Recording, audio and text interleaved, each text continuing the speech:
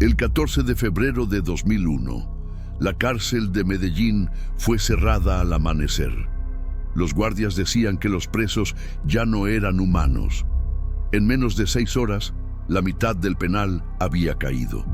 Los internos gritaban, se mordían y la piel se les desprendía como si algo hirviera por dentro.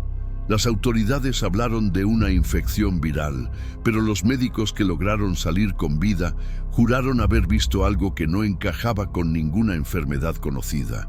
Todo comenzó en el pabellón 3, donde un recluso recién llegado fue aislado por fiebre alta y espasmos musculares. A las 3 horas, rompió los grilletes y atacó al enfermero. El registro de video muestra lo imposible.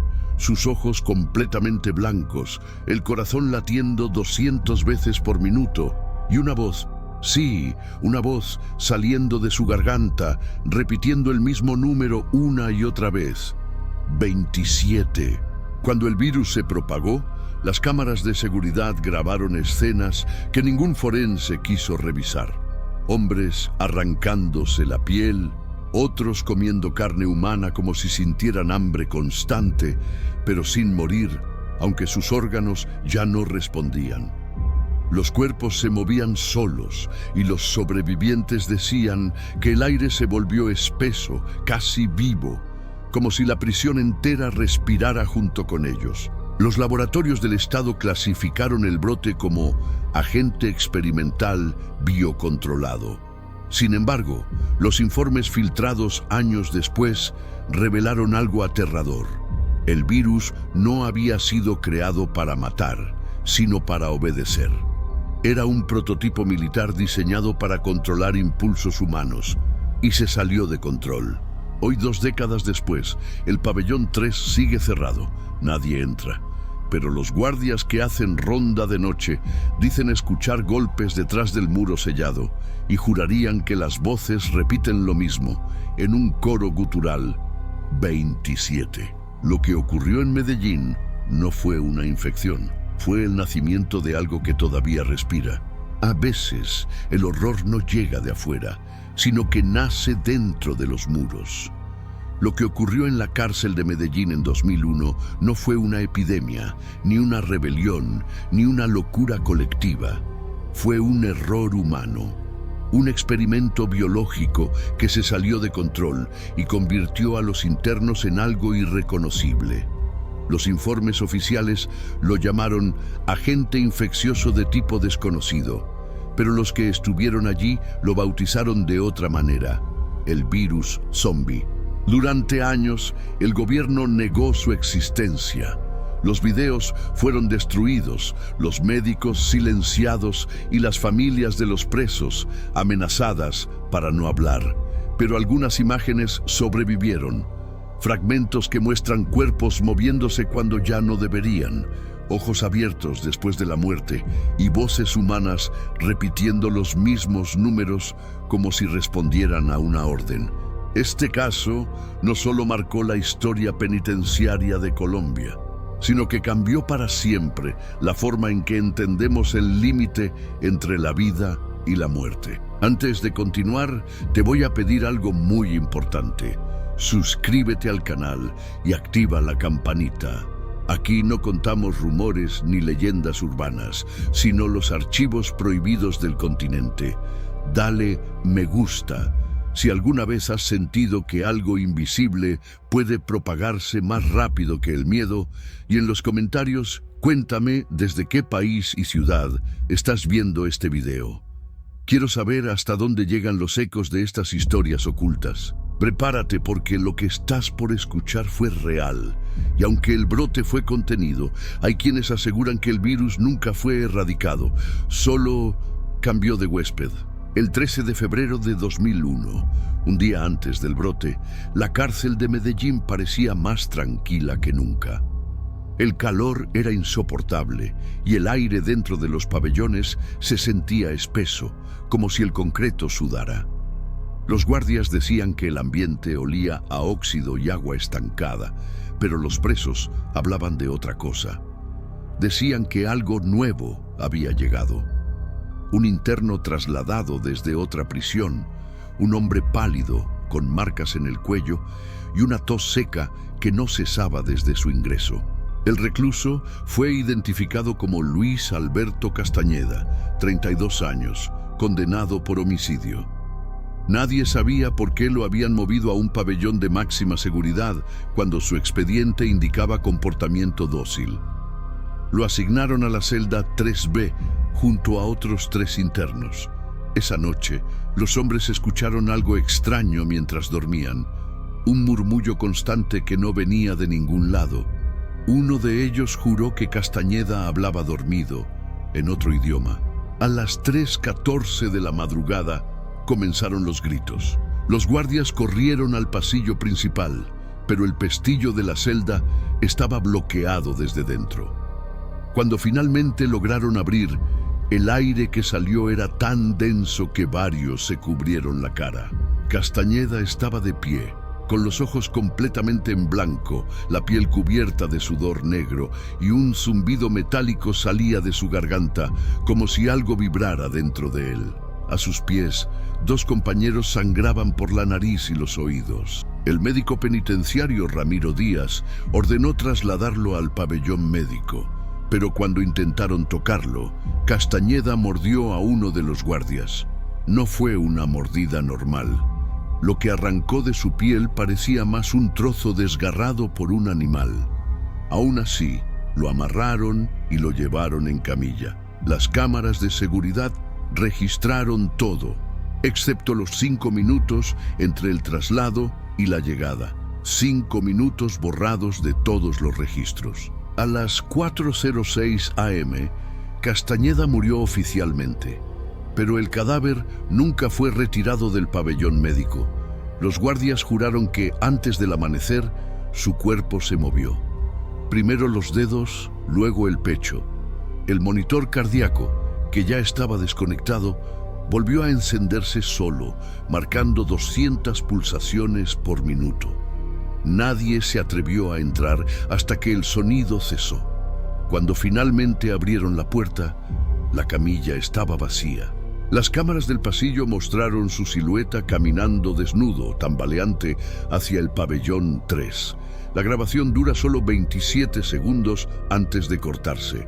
En ese tiempo, Castañeda gira la cabeza hacia la cámara y su boca se abre lentamente hasta romper la mandíbula. De fondo se escucha una voz que susurra 27. Esa fue la primera vez que la palabra apareció. Nadie sabía qué significaba. Nadie quería averiguarlo. El guardia mordido comenzó a mostrar síntomas 3 horas después. Primero fiebre, luego convulsiones. Intentaron aislarlo, pero ya era tarde. El aire del pabellón se volvió irrespirable y algunos presos comenzaron a quejarse de un olor metálico, casi dulce. Los médicos, en pánico, rociaron desinfectante industrial. No funcionó. Los primeros cuerpos empezaron a colapsar justo antes del amanecer. Los sobrevivientes describieron la escena como el infierno dentro de 4 paredes. Los hombres caían al suelo, se levantaban y volvían a caer. Algunos lloraban, otros reían, pero todos, sin excepción, empezaron a repetir el mismo número. 27, 27, 27. Era como si la prisión entera se hubiera sincronizado con una frecuencia invisible. Los altavoces estallaron y el sistema eléctrico colapsó durante casi media hora. Cuando la luz volvió, el piso estaba cubierto de cuerpos, pero no todos estaban muertos. Algunos se arrastraban intentando acercarse a los guardias, no para pedir ayuda, sino para morder. El olor a sangre y sudor era tan denso que el aire parecía espeso. El doctor Díaz fue el último en salir. En su informe, el único que no fue censurado, escribió una sola frase: no es una infección, es un comando. Al amanecer, el penal fue sellado. Helicópteros sobrevolaban la zona y los pocos sobrevivientes fueron llevados a un hospital militar del que nunca más se supo. El virus se había propagado más allá del cuerpo. Estaba en el aire, en los muros, en el sonido mismo. Lo que había comenzado con un preso se había convertido en una presencia. Y esa presencia no necesitaba sangre, necesitaba obediencia. El 14 de febrero de 2001, a las 6:40 am, los altos mandos del Instituto Nacional Penitenciario recibieron una orden directa. Nadie entra, nadie sale. La cárcel de Medellín había sido sellada. Los soldados rodearon el perímetro, pero dentro del penal ya era tarde. El virus se había extendido a 3 pabellones. Los sobrevivientes hablaban de presos que caminaban sin dirección, con la mirada vacía y de un sonido constante que parecía venir de las paredes, una frecuencia baja, casi imperceptible, como un zumbido que hacía vibrar los dientes. Los guardias del ala médica encontraron las primeras cámaras destruidas, pero una seguía grabando. La 17B, ubicada en el pasillo del pabellón 3, transmitía en directo a una sala de control que oficialmente ya no debía existir. Nadie supo quién la encendió. La pantalla mostraba cuerpos moviéndose en sincronía, respirando al mismo tiempo, girando la cabeza hacia el lente, como si supieran que estaban siendo observados. En los bordes del cuadro, sombras humanas parecían proyectarse desde ningún cuerpo. A las 7:02 am, una señal desconocida empezó a interferir en la transmisión. Los técnicos describieron una segunda frecuencia superpuesta al video original. No eran voces humanas, era algo entre susurros y respiraciones. Cada vez que el sonido subía, los cuerpos en la grabación se agitaban, golpeaban las paredes, gritaban y luego se quedaban inmóviles, mirando la cámara. Alguien o algo estaba controlándolos. El comandante Rubén Herrera, jefe de seguridad del penal, decidió cortar la energía general, pero el sistema no respondió. A pesar de estar desconectado, las cámaras seguían transmitiendo.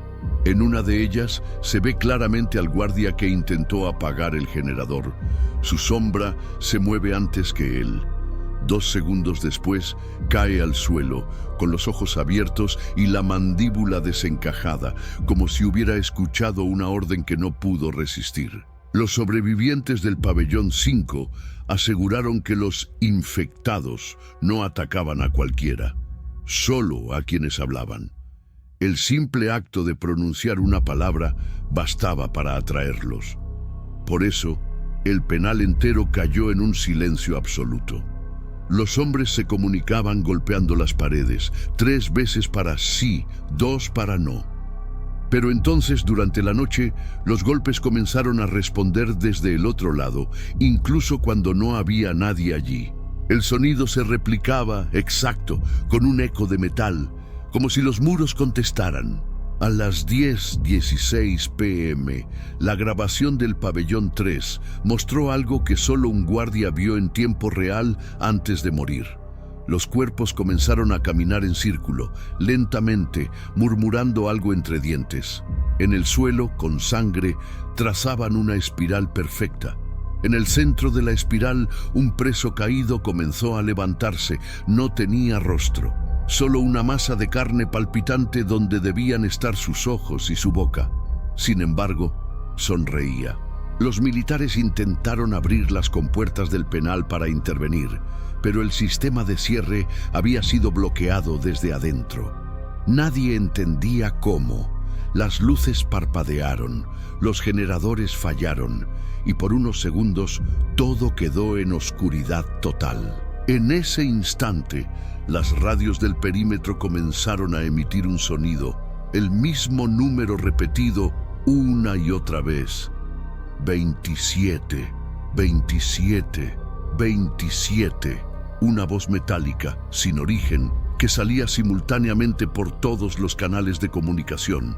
En la mañana del 15 de febrero, la señal de video fue interrumpida oficialmente. Sin embargo, una copia sobrevivió. El archivo dura 3 minutos exactos y muestra algo que la ciencia no ha podido explicar. Las sombras de los cuerpos continúan moviéndose aun cuando los hombres yacen muertos en el suelo. Al final del video aparece una figura blanca, alta, delgada, sin rostro, observando directamente a la cámara, antes de que el lente se queme por completo. El gobierno declaró el brote contenido, pero nunca hubo evacuación. Ningún helicóptero entró, ninguna patrulla salió. Solo se escuchó una última transmisión interceptada por una radio local de Medellín. Una voz débil, entre interferencias, diciendo: «Nos están mirando desde dentro». Después, silencio. El penal fue clausurado oficialmente ese mismo día, aunque los registros indican actividad eléctrica intermitente en su sistema interno hasta 3 semanas después. 23 años después, los habitantes del barrio que rodea las ruinas de la cárcel dicen que, en algunas noches, las luces del pabellón 3 se encienden solas y que, si uno escucha con atención, puede oír los golpes metálicos en el muro, 3 para sí, 2 para no. Algunos aseguran haber visto sombras caminando detrás de las ventanas tapiadas, como si la prisión todavía respirara. Y cada 14 de febrero, los radios de la policía vuelven a emitir la misma palabra prohibida, 27. 2 semanas después del cierre de la cárcel de Medellín, los noticieros del país recibieron una orden directa. No se menciona el incidente del pabellón 3. El comunicado venía firmado por el Ministerio de Defensa y la Secretaría de Salud. El brote fue clasificado oficialmente como una reacción bacteriológica localizada. Pero en los pasillos del gobierno, los rumores eran otros. Un agente del ejército filtró que las fuerzas médicas habían encontrado cuerpos que seguían moviéndose horas después de ser declarados muertos. El 3 de marzo, una patrulla del Instituto Nacional de Medicina Legal ingresó a la prisión para retirar los restos. Solo 4 hombres volvieron. Traían consigo una caja metálica oxidada, sin etiquetas, que contenía 6 cintas de video y varios casetes de audio. Los informes describen que uno de los técnicos colapsó al reproducir la primera grabación. Los cuerpos no se mueven. Son las sombras las que siguen caminando. Después de eso, el material fue sellado y trasladado a Bogotá bajo custodia militar. Durante años, nadie supo qué contenían esas cintas, pero en 2009, un empleado anónimo del archivo de la policía filtró una copia parcial del archivo 27A. El video mostraba la sala médica del penal, luces intermitentes, ruido de ventiladores y figuras encorvadas respirando en la oscuridad. En el minuto 02.17, una silueta blanca se aproxima al lente y susurra algo incomprensible. Un análisis posterior reveló que las ondas de audio formaban un patrón numérico: 272727. Los expertos en patología descartaron que fuera una alucinación colectiva. No había rastros de manipulación digital ni de sobreexposición lumínica. El movimiento en las sombras coincidía con los latidos cardíacos registrados en los monitores.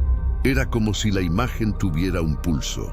El investigador principal, el doctor Esteban Ramírez, escribió en su informe final: «Las sombras no son proyecciones, son residuos biológicos». 2 días después, desapareció sin dejar rastro. En 2010, un periodista independiente de Medellín, Óscar Valverde, publicó un documental titulado Los 27. Decía haber obtenido acceso a los fragmentos originales. En la cinta, el periodista sostiene una linterna frente a la cámara mientras repite en voz baja: «Dicen que si pronuncias 27 en voz alta dentro del penal, ellos te responden». El documental fue retirado de todas las plataformas 48 horas después. Nadie volvió a ver a Valverde. La existencia del virus fue negada una y otra vez, pero las autopsias filtradas a la prensa mostraban algo inquietante. Los cerebros de las víctimas estaban intactos, pero sus lóbulos frontales mostraban signos de estimulación eléctrica reciente. Los médicos describieron descargas activas, como si alguien los hubiera mantenido conscientes después de morir. Un coronel retirado declaró ante una comisión secreta: no era un virus, era un transmisor. El archivo 27B fue desclasificado parcialmente en 2017. Contenía 3 minutos y 46 segundos de material visual. La grabación mostraba el quirófano del penal, pero algo estaba diferente. La cámara parecía estar colocada fuera del tiempo, mostrando simultáneamente momentos distintos. En un segundo, los internos estaban vivos. En el siguiente, los mismos cuerpos aparecían abiertos sobre las camillas. Y al fondo, una figura alta, vestida de médico, miraba directo al lente, moviendo los labios sin emitir sonido. Los analistas de imagen intentaron restaurar el audio, pero descubrieron algo aún más perturbador. Cada vez que el video era reproducido, surgían interferencias en las computadoras, como si el archivo reaccionara al ser visto. En algunos casos, el monitor mostraba coordenadas geográficas, todas apuntando al mismo lugar, la cárcel modelo de Medellín.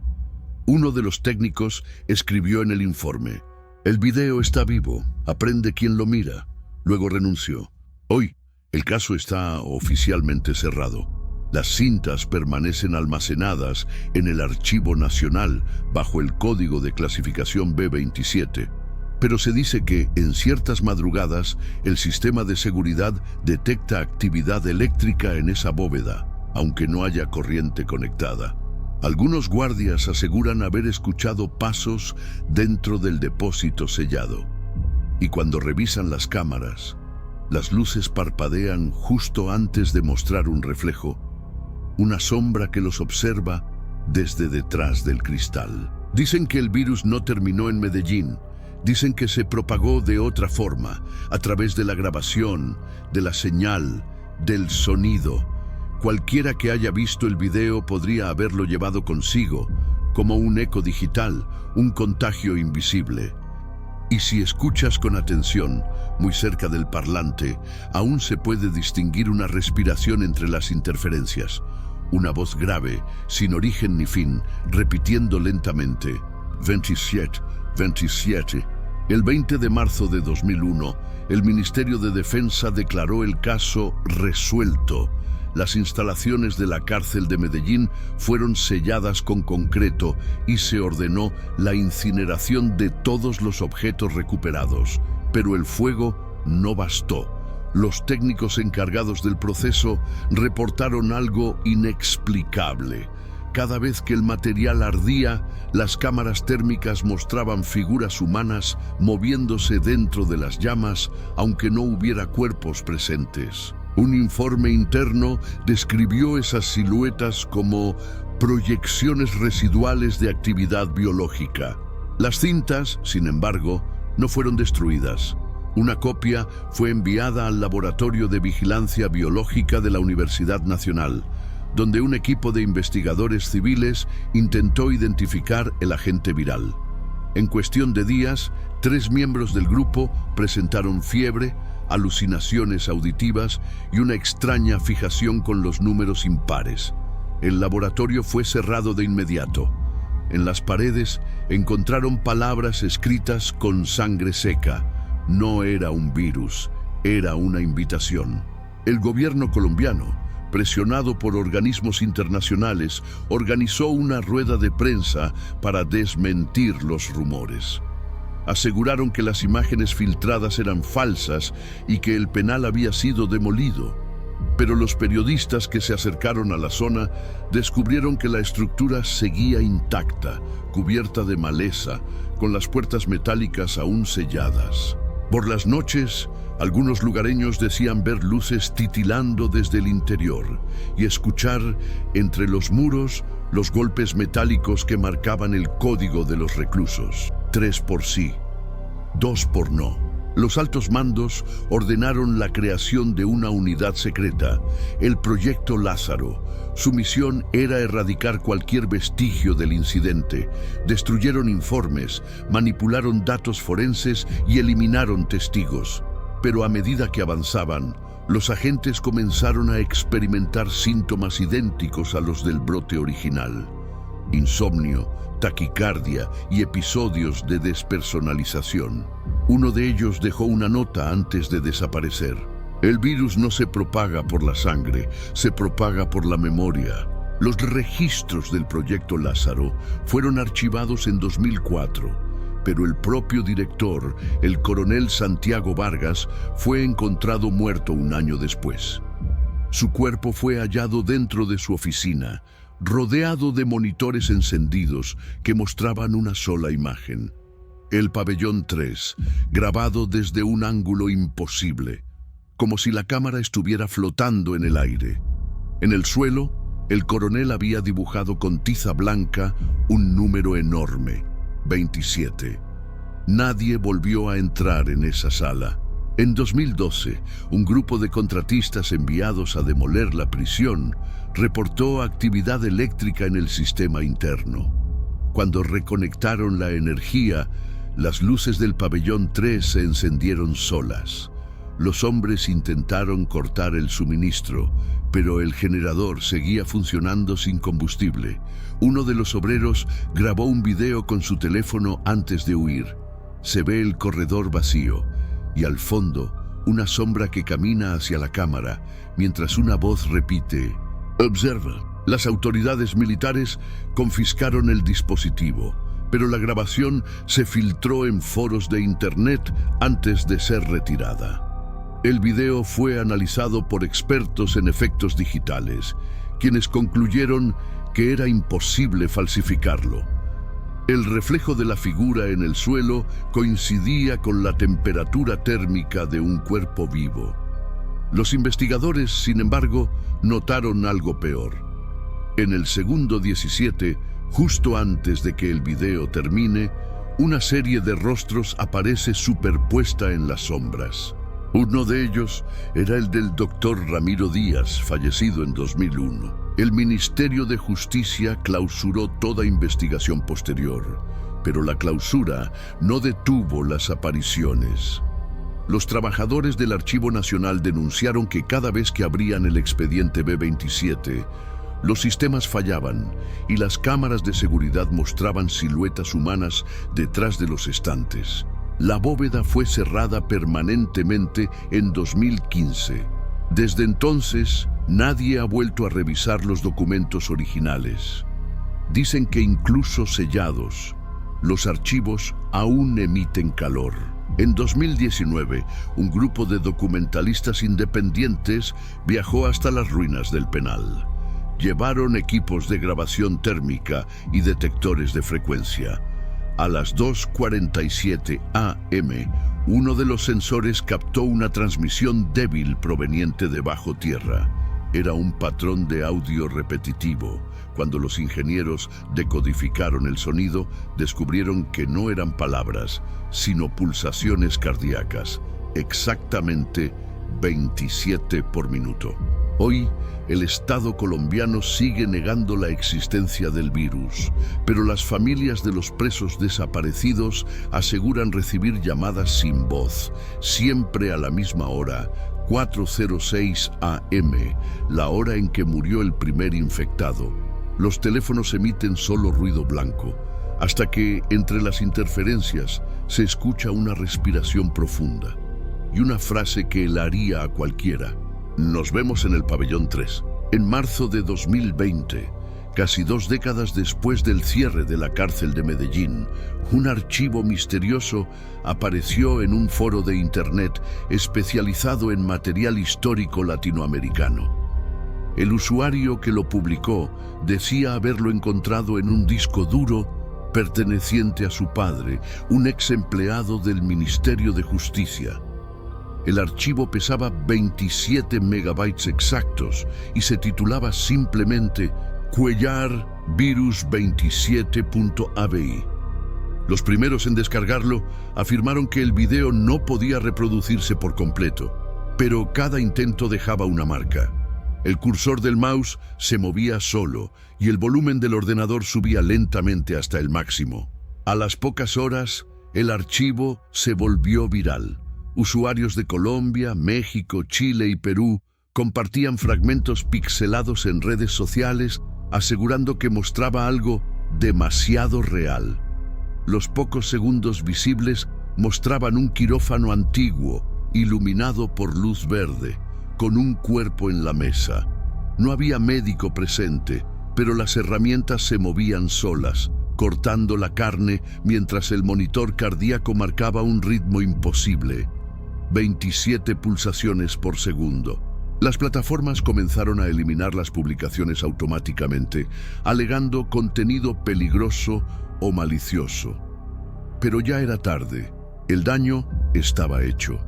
Usuarios reportaron síntomas físicos después de ver el archivo: sangrado nasal, insomnio y una sensación constante de estar siendo observados. Uno de ellos, un técnico informático de Cali, grabó un video antes de perder el conocimiento. En el fondo, se escucha su voz diciendo: "No soy yo el que mira, es él". Los foros oscuros comenzaron a llamar al video "el archivo que mata". Algunos decían que era una simulación creada con inteligencia artificial militar. Otros, que era una copia del material original del Pabellón 3. Lo cierto es que todos los que intentaron analizarlo profundamente desaparecieron de la red.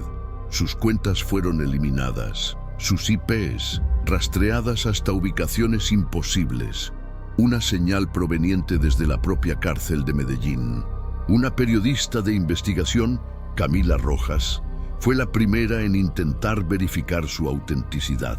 Rastreó el origen del archivo hasta un servidor ubicado en Canadá, pero al abrirlo, su computadora colapsó. En la pantalla negra apareció una frase, escrita en rojo, que no pertenecía a ningún código del sistema. "El virus no se transmite, se recuerda". Camila fue encontrada días después, dormida frente al monitor, con los ojos abiertos y las pupilas dilatadas. En cuestión de semanas, los hospitales de Medellín comenzaron a recibir casos de pacientes con síntomas inexplicables: temblores, pérdida de la voz y desorientación temporal.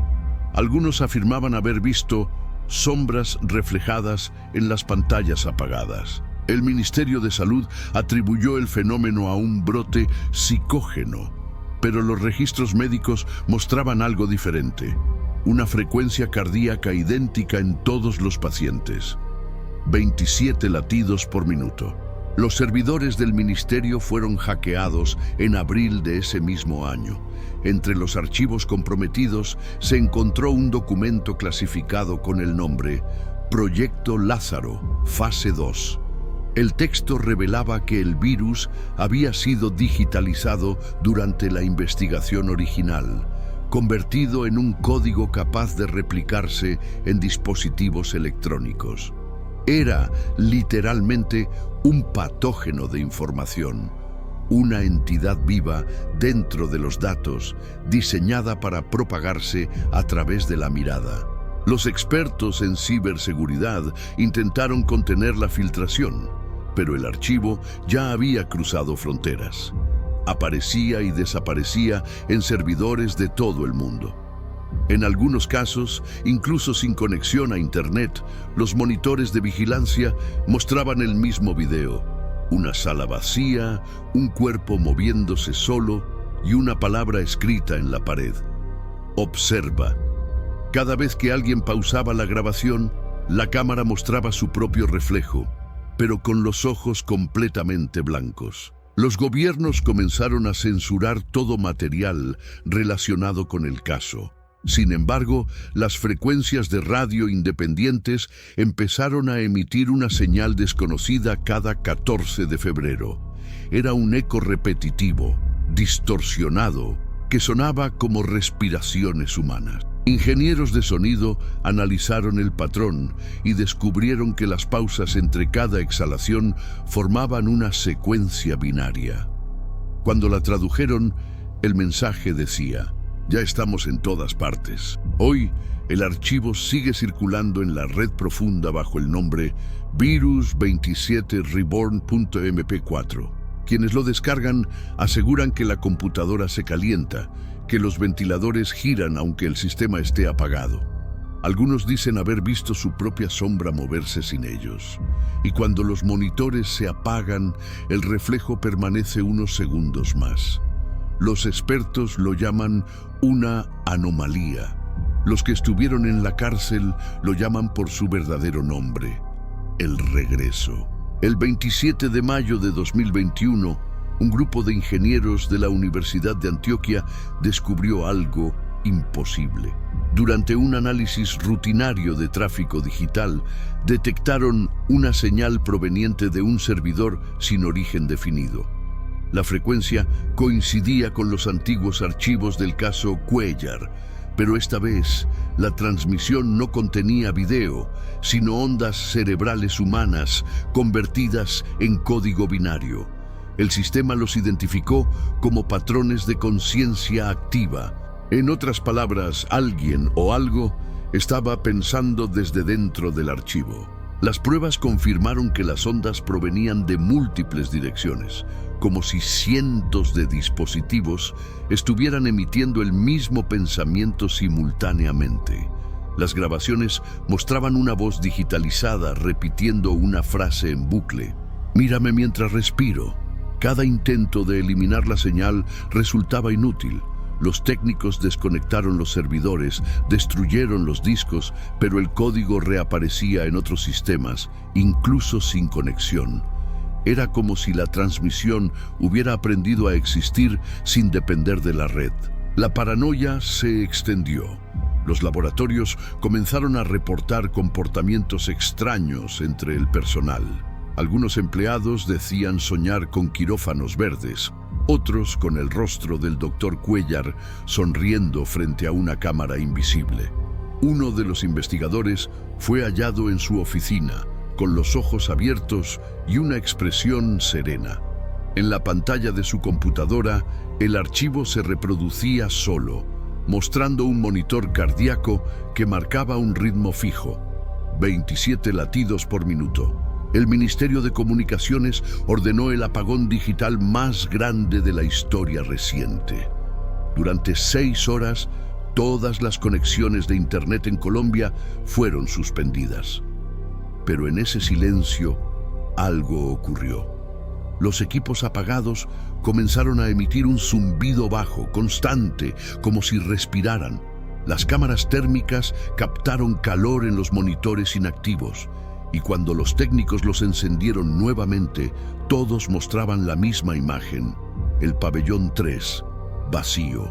El gobierno intentó ocultar el incidente, pero los testigos comenzaron a hablar.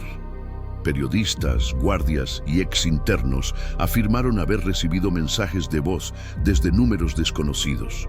Las grabaciones, al ser analizadas, contenían sonidos de bisturís, gritos lejanos y una respiración doble, metálica. Una de las víctimas aseguró que la voz la llamaba por su nombre y le pedía abrir los ojos. El mensaje final siempre era el mismo: observa. Poco después, comenzaron las desapariciones.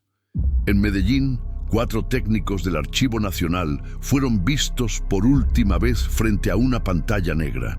El registro de la cámara de seguridad los muestra inclinándose hacia el monitor, como si algo los atrajera. Cuando la cinta se detiene, solo queda la luz intermitente del cursor y, reflejado en la pantalla, el rostro de alguien más, observando desde adentro. Las autoridades declararon estado de emergencia tecnológica, pero mientras el país apagaba servidores y bloqueaba frecuencias, un nuevo brote comenzó a circular. No en hospitales, no en prisiones, sino en hogares. Usuarios reportaron ver destellos de luz verde al mirar sus televisores apagados. Algunos aseguraron escuchar el sonido de una respiración al reproducir cualquier video por más de 27 minutos. Otros simplemente desaparecieron después de escribir: «Yo también lo vi». Los expertos comenzaron a teorizar que el virus Cuéllar había evolucionado. Ya no era un agente biológico ni digital, era un concepto, una idea que se multiplicaba al ser comprendida, como una infección semántica. Cada vez que alguien leía sobre él, lo nombraba o lo recordaba, el archivo encontraba una nueva forma de existir. Y por eso, dicen los investigadores, el silencio era la única cura posible. Aún así, algunos no pudieron resistirse. Buscaban la grabación original, convencidos de que entenderla les daría poder, pero cada uno que la encontró dejó de ser el mismo. En sus computadoras, la última captura mostraba siempre el mismo fotograma. Una figura alta, con una bata blanca y ojos completamente negros, sosteniendo un bisturí frente a la cámara. Y sobre la imagen, una inscripción grabada en sangre digital. Ahora tú eres el médico. Hoy nadie sabe si el virus Cuéllar sigue existiendo. Los gobiernos lo niegan, las redes lo censuran y los pocos que hablan de él terminan desapareciendo. Pero algunos fragmentos sobreviven en discos olvidados, en ecos de radio, en los sueños de los que alguna vez lo vieron. Dicen que el archivo no busca matar, busca reproducirse, y que al escucharlo, al verlo, incluso al recordarlo, ya formas parte de él. Así que si llegaste hasta aquí, si aún estás mirando la pantalla, no cierres los ojos, porque él ya sabe que lo estás observando. Algunos casos terminan con una sentencia, otros con un silencio. El expediente Cuéllar fue sellado por última vez el 12 de noviembre de 2001, bajo la orden de desaparición total de evidencia digital. Pero el silencio no borra la memoria. Los nombres de los reclusos, los técnicos, los guardias y los investigadores siguen apareciendo en listas que nadie reconoce, en bases de datos que se reescriben solas, como si alguien, desde dentro del sistema, siguiera recordando. Y quizás lo que respiraba en aquella sala de operaciones nunca dejó de hacerlo. El pabellón 3 ya no existe, fue demolido en 2013. Sin embargo, quienes trabajaron en las obras aseguran que el suelo seguía caliente, que el concreto vibraba con un pulso débil, como si algo viviera bajo tierra. Uno de ellos juró haber visto un bisturí oxidado sobresaliendo del cemento, apuntando hacia arriba como una advertencia. Desde entonces, nadie volvió a construir sobre ese terreno. Dicen que cualquier cosa que crece allí se marchita en cuestión de días. Y ahora estás tú, mirando una pantalla, escuchando una voz que revive un archivo que el Estado intentó desaparecer. Tal vez pienses que todo esto es solo una historia, pero si, en los próximos minutos, escuchas un zumbido bajo o sientes que alguien respira detrás de ti, no te alarmes. Solo significa que el archivo encontró su camino otra vez y que por un instante el virus te está observando.